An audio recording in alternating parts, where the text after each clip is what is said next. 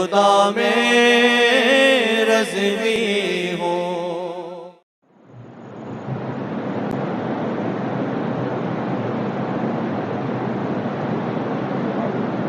Allah Almighty has commanded us time and over in the Holy Quran, where the message is common from the beginning right to the end, that as believers our paramount and most important responsibility is to obey Allah and to obey Allah's beloved Rasul sallallahu ta'ala alayhi wa sallam. This is more important than making money, more important than constructing buildings, more important than traveling the world, more important than doing all these things. And the most important is to obey Allah and to obey Allah's beloved Rasul sallallahu alayhi wa sallam.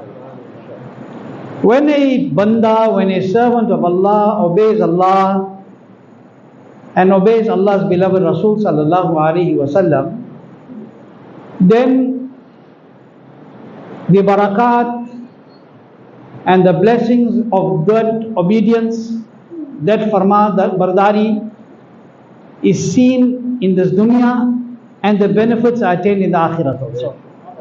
Yes, sir. If a person wants to have a successful life here and in the hereafter, then he or she must obey Allah and obey Allah's Rasul sallallahu alaihi wasallam. There is nothing without the obedience of Allah. Yes, sir. Because if a banda, if a servant, if a creation cannot obey the Creator, then who will that person obey? If we are not sincere in obeying Almighty Allah and His beloved Rasul sallallahu alaihi wasallam, if we are not sincere in obeying the Creator and the best of creation, then how can you rely on any other person? How can you rely on somebody else or yourself? If you do not and I do not obey Allah and Allah's Rasul sallallahu alaihi wasallam, how can we ask somebody, do you not trust me? Do you not rely on me? You know, the old people used to say, who is not his father's is nobody's. जो अपने बाप का नहीं वो किसी का नहीं. We used to hear now a lot that if he is not his father's, he is not obedient to his father and is not loyal to his father, who will he be loyal to? Without comparison, for the sake of understanding, that is the father, and we say that wo kisi ka nahi, and that person who is not obedient to Allah, jo khuda ka farma badar, what will we say about that person? So obedience to Almighty and Allah and His beloved Rasul sallallahu alaihi wasallam is paramount. There is nothing without it. There is no iman, there is no deen, there is nothing. A person will be a believer, but when we say no iman, what it means? That taste and the sweetness of his iman, how he is going to get? He is a believer when he announced Islam and he read the kalima. But the taste of being that mu'min, the taste of the ibadah, the taste of all those beautiful things, he will only taste when he obeys Allah, when he obeys Allah's Rasul. Otherwise, what deen do we have? And this impacts, this makes a big impact on our lives here, and it will make a massive impact in the hereafter. Dunya may be, akhirat may be. Okay? Now, when you disobey, I'm talking about obey. When you obey, you will see the benefit here and in the hereafter, inshallah. And when you disobey also, you will see the harm here and you will see the harm more in the hereafter. Because in the hereafter, you can't change anything. You can't rectify. What is done, it can't be undone. If you didn't read Salah all your life, after you go in the qabr, you can't read. Those faraid are gone. You can't fulfill those obligations. So this dunya is darul amal. This world is darul amal. It is a place of amal, of doing good things.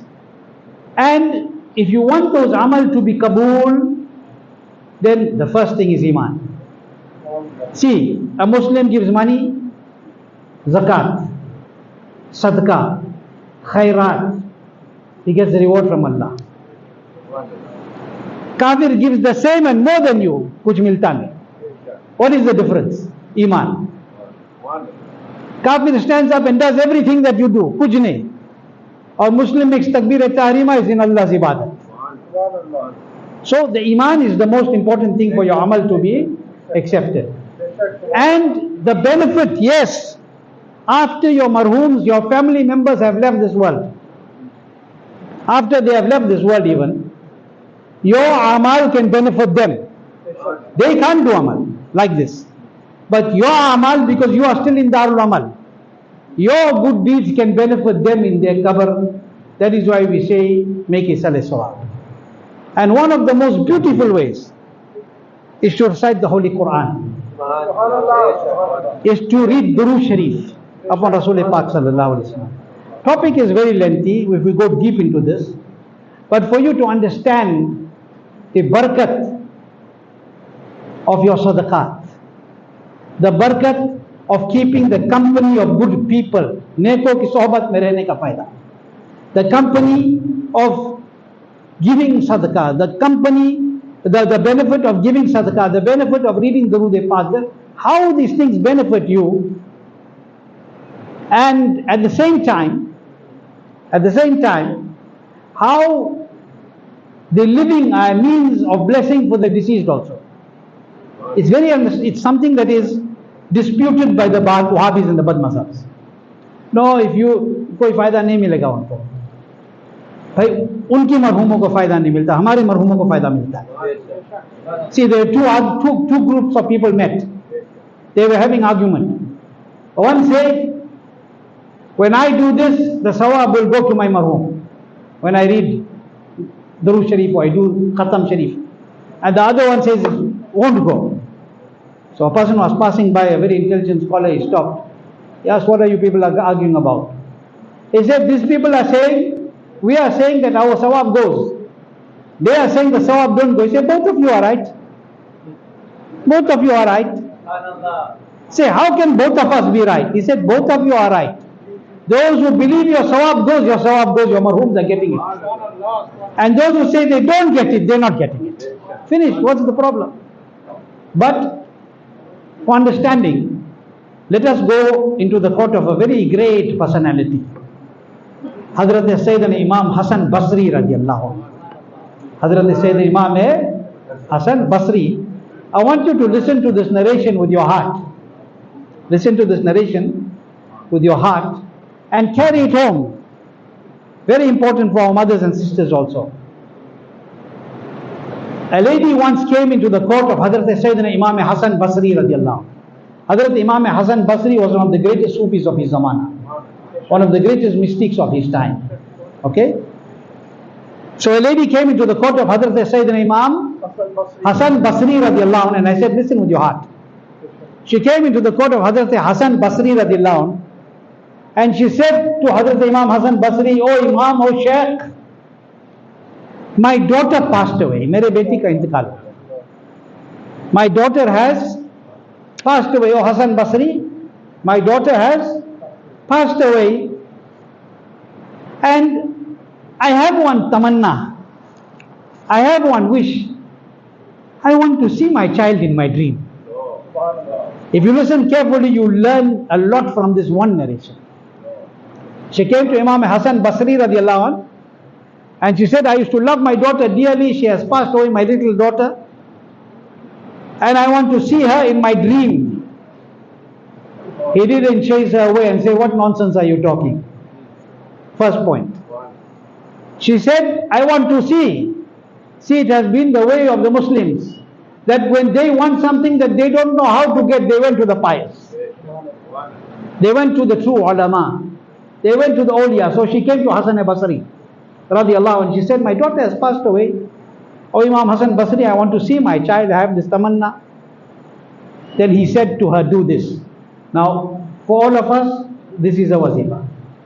He said, do this. Perform 4 rakats of namaz. And in each rakat after Surah Fatiha, read Surah Al-Hakumut Takathur.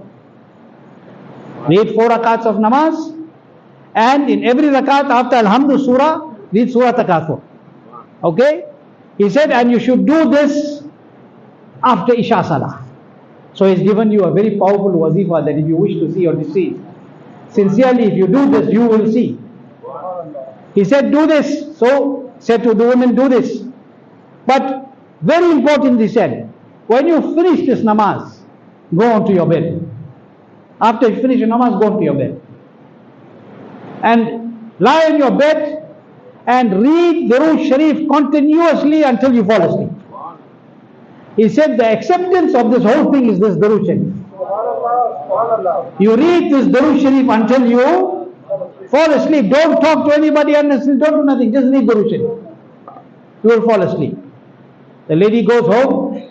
After Isha namaz, she reads 4 rakats. After every Surah Fatiha, she reads Surah Takathur. She gets on her bed and she starts reading Durood Shareef. She starts reading Durood Shareef continuously until she falls asleep. She has a dream. She has a dream and she sees her daughter. But, she sees her daughter. Look what we do here, what happens there. She sees her daughter in her dream, but finds that her daughter is arrested in the azab of Allah. Allahu Akbar. She wanted to see her child. Now she sees her child in azab. The child is arrested in azab, in torment, and she is dressed in a garb of copper, and her hands are chained, and her feet are shackled with shackles of fire. Can you imagine the hal of the mother seeing this in the dream? She wanted to see. She sees her daughter in this condition. She wakes up in the morning in fear, in distress, parishan hal. She goes rushing to Hazrat Sayyiduna Imam Hasan Basri radiallahu anhu, and she explains the entire scenario of what happened. He says, give some sadaqah on her behalf. Look what they taught us. Give some sadaqah on her behalf in hope that Almighty Allah will forgive her. Give some sadaqah on her behalf in this hope that Allah will forgive her. That night, the next night, Hazrat Sayyidina Imam Hasan Basri now, radiallahu ta'ala an, is about to go to bed. He rests on his bed. He falls asleep. When he falls asleep, now it's not the mother, now it's Hasan Basri. When he falls asleep, khab mein dekhte hai, he sees in a dream that he is in a garden from amongst the gardens of Jannah. Allahu Akbar. Hasan Basri. And this narration is not narrated by any Tom, Dick and Harry. It is narrated by Hazrat Imam Yusuf Nabhani radiallahu ta'ala, and also quoted by Imam Al-Qurtubi radiallahu anhu. Says that in the dream, Hazrat Sayyidina Imam Hasan Basri radiallahu anhu sees that he is in a garden from amongst the gardens of Jannah. And in that garden of Jannah where he is in, he sees a huge throne, a huge platform. And on that platform he sees a little girl, a young girl sitting there. A young girl, very beautiful, with a crown of noor on her head. She's sitting there. Hazrat Imam Hasan Basri looks towards her in the dream, and he wonders who she is. The girl from the throne looks at Hasan Basri, and she says, "Oh Hasan, do you recognize me? Oh Hasan, do you recognize me?" Imam Hasan Basri radiallahu anhu answers in the negative. He says, "No." She said, "I am the daughter of that woman who came to you yesterday. I am the daughter of that woman who came to me, to you yesterday.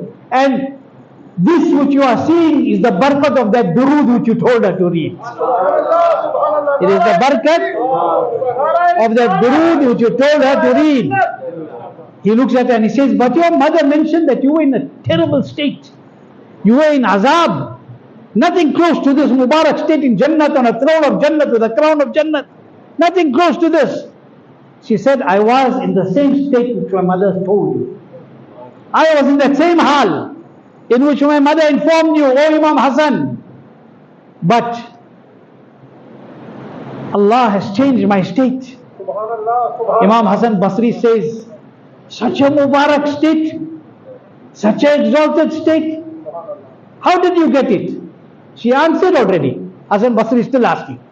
Why? Hassan knows something else also. How did you get it?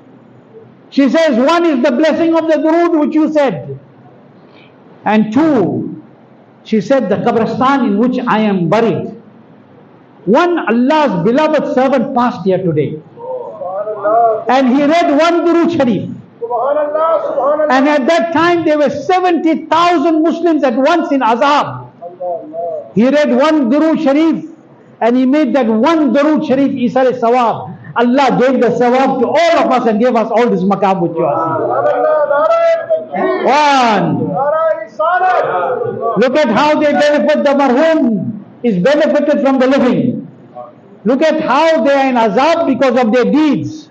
But how Allah alleviates that because of Durood Shareef, because of Sadaqah. One Durood gives 70,000 people that maqam. So why our lips silent? What should we be doing? Durood Pak. Allahumma salli ala Sayyidina wa Nabiyana Maulana Muhammad wa ala ali Sayyidina Maulana Muhammad wa ashabihi wa barik wa sallim. The amount of time that you waste on social media and in all this other khurafat, how much time do you spend in your day reading Durood Shareef? I'm asking myself, I'm asking. How much of time, how many durood do you read? For those that do subhanallah, make more. Nabi sallallahu alaihi wasallam said, the closest to me on the day of Qiyamah will be those who send durood upon me most. And this barakat of this durood, since I'm on the topic, and I'm ending with this, the barakat of this durood, is that Hazrat Muhammad bin Sa'id bin Matraf, Hazrat Sayyidi Muhammad ibn Sa'id ibn Matraf, radiallahu anh, says that once a pious man came to me. And he narrated to me something. And this also Hazrat Imam Yusuf Nabhani quotes it. He narrated to me something. He said to me that, oh, Muhammad bin Sa'id al-Matraf radiallahu anh, every night when I go to bed, every night when I retire to bed, every night, I have made it a habit that I read a specific amount of Durood Shareef. Whether it's 100, 250, whatever, he didn't mention. It just says whenever I go to bed at night, I read a specific number of Durood Shareef. He says one night it happened such that as soon as I was completing that number of my Durood, I completed it. The sleep overtook me so much that I could not even bear to keep my eyes open. I just finished that Durood Shareef, how much I do it every night. And the sleep overtook me and I was so tired at it that I couldn't keep my eyes open. And I fell asleep. When I fell asleep, in my dream, I saw in my room where I was sleeping, Nabi Akram I saw Nabi sallallahu alaihi wasallam. And when I saw the beloved Rasul present, I found my entire room in the dream was full of light and nur. The entire room was bursting with nur. He said, then I saw Nabi sallallahu alaihi wasallam placed his Mubarak sight on me. The beloved Nabi sallallahu alaihi wasallam placed his Mubarak sight on me. And Nabi sallallahu alaihi wasallam said, bring that mouth, in other words, bring that face near me. He would send durood upon me so that I may kiss it. Subhanallah. He says, I was shy When I heard this from Nabi sallallahu alayhi wa sallam, that a man like me, Allah. and my Nabi said Sallallahu alayhi wa sallam. this, he said, I turned my face in humility. Allah. He said that the beloved Nabi sallallahu alayhi wa sallam came close to me and he kissed me on my cheek. Allahu Akbar. Nabi sallallahu alayhi wa sallam came close Sallallahu to alayhi wa me sallam. and he kissed me on my face. Sallallahu alayhi wa sallam. He said, and when Nabi sallallahu alayhi wa sallam did this, my eyes opened. I was in a state of awe. I was amazed at what happened. My wife was sleeping next to me. Allah. I got her up. The first thing she asked me, what's this smell coming from your body? Allahu Akbar. What is this Subhanallah. khushbu? What Subhanallah. is this fragrance that is emanating from your body? So I told her, this is what happened. And he says to Hazrat Imam Afthab radiallahu anhu, Hazrat, for 8 days, that khushbu of Rasulullah remained on my face. For 8 days it stayed on my face. And every day those in my house, my wife and children got them. So what is this? The barakat of going to bed reciting Durood Shareef. Not going to bed on your phone. Doing every other command. Not sleeping the whole night, falling asleep, sitting on Facebook and Twitter and whatever else. Sitting on your phones and doing whatever for a month and seeing movies and all these haram things. Whereas that time you are supposed to Allahumma bismika amutu ahya.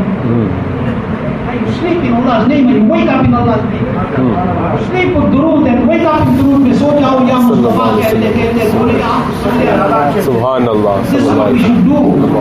If we do that, then even our sleep and our dreams will become mubarak. People ask, I don't know why I don't have good dreams. I'm always having bad dreams. When last have you read your kalimas about how your mother and father talked to you? Before you go to sleep. Subhanallah. When last have you read Durood Shareef before you went to sleep? When last have you did some Isar Sawab for your mother and father who left the dunya before you went to sleep? And remember, Isar Sawab is not only for the dead. You can make for the alive also. You can send Sawab for the living also. And for yourself. And when the day you go into cover, that spiritual banking, when you enter your cover, you will receive it on that day. Subhanallah. I don't know. These are important things that we should get. Amen. This is what teaches us that in reality, this is what life is. It's about obeying Allah. It's about obeying Allah's Rasul and we all make mistakes. We all do foolish things. But make tawbah. Turn your life before it's too late. Amen. May Allah subhanahu wa ta'ala give us tawfiq and khair. Amen. Make special du'as that Allah give us.